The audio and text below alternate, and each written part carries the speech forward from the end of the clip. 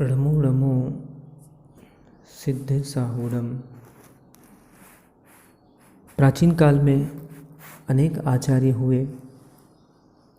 उन आचार्यों में जो अंतिम शुद्ध केवली हुए वह हुए आचार्य भद्रबाहु स्वामी। यह लघु कथा उन्हीं की है। पुंड्रवर्धन देश में देवकीट नाम का एक नगर था जिसका प्राचीन नाम कीर्तिपुर था।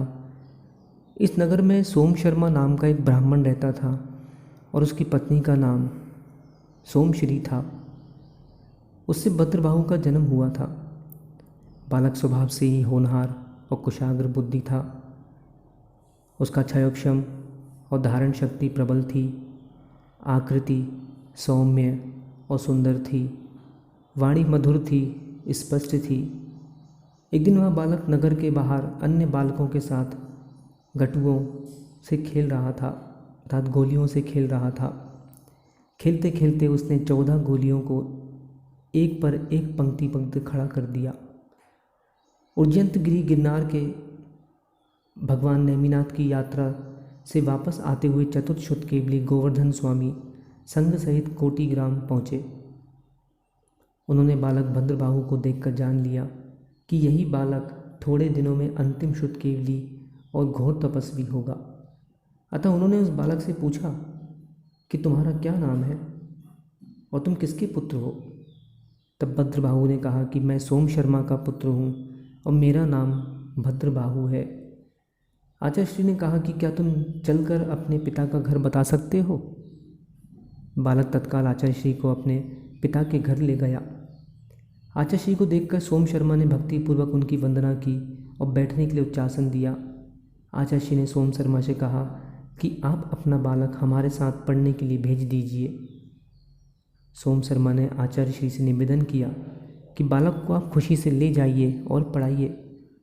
माता पिता की आज्ञा से आचार्य श्री ने बालक को अपने संरक्षण में ले लिया और उसे सर्व विद्याएँ पढ़ाई। कुछ ही वर्षों में भद्रबाहु सब विद्याओं में निष्णात हो गया। तब गोवर्धन आचार्य ने उसे माता पिता के पास भेज दिया। माता पिता उसे सर्व विद्या संपन्न देखकर अत्यंत हर्षित हुए। भद्रबाहु ने माता पिता से दीक्षा लेने की अनुमति मांगी और वह माता पिता की आज्ञा लेकर वापस गुरु के पास आ गए। निष्णात बुद्धि भद्रबाहु ने महावैराग्य संपन्न होकर यथा समय जिन दीक्षा ले ली और दिगंबर साधु बनकर आत्म साधना में तत्पर हो गए। एक दिन योगी भद्रबाहु प्रातःकाल कायोत्सर्ग में लीन थे। भक्तिवश देव असुर और मनुष्यों से पूजित हुए।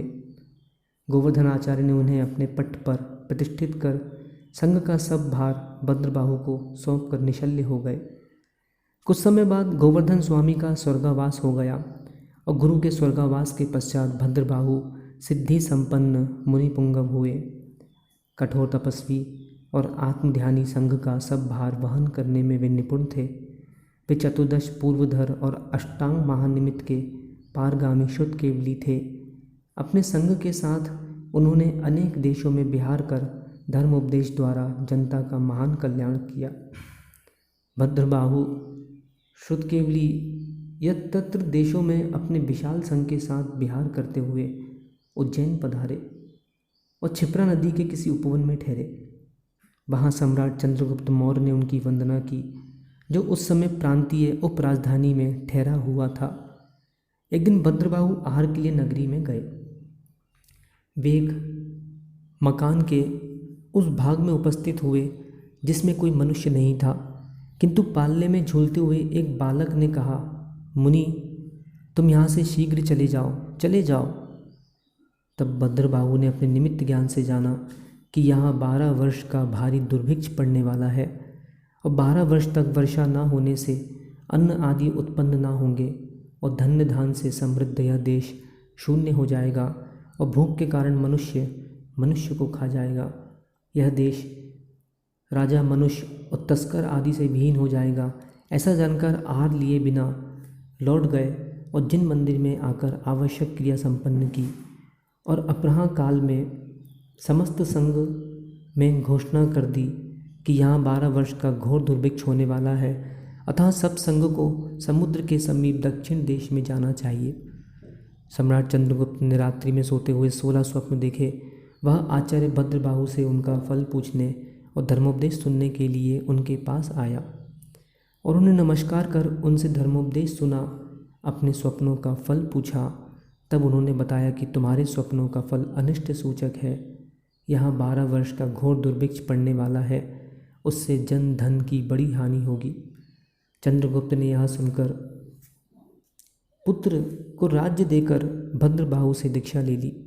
भद्रबाहु वहाँ से ससंग चलकर श्रवण बेलगोला तक आए और भद्रबाहु जी ने कहा, मेरा आयुष अल्प है, अतः मैं यहीं रहूँगा, और संघ को निर्देश दिया कि वह विशाखाचार्य के नेतृत्व में आगे चले जाए।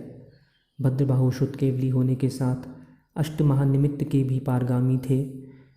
उन्हें दक्षिण देश में जैन धर्म के प्रचार की बात ज्ञात थी। तभी उन्होंने 12,000 साधुओं के विशाल संघ को दक्षिण की ओर जाने की अनुमति दे दी। भद्रबाहु ने सब संघों को दक्षिण के पांड्य आदि देशों की ओर भेजा, क्योंकि उन्हें विश्वास था कि वहाँ जैन साधुओं के आचार का पूर्ण निर्वाह हो जाएगा। उस समय दक्षिण भारत में जैन धर्म पहले से ही प्रचलित था।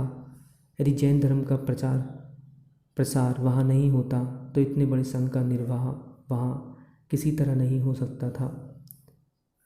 इससे स्पष्ट है कि जैन धर्म वहाँ पर प्रचलित था।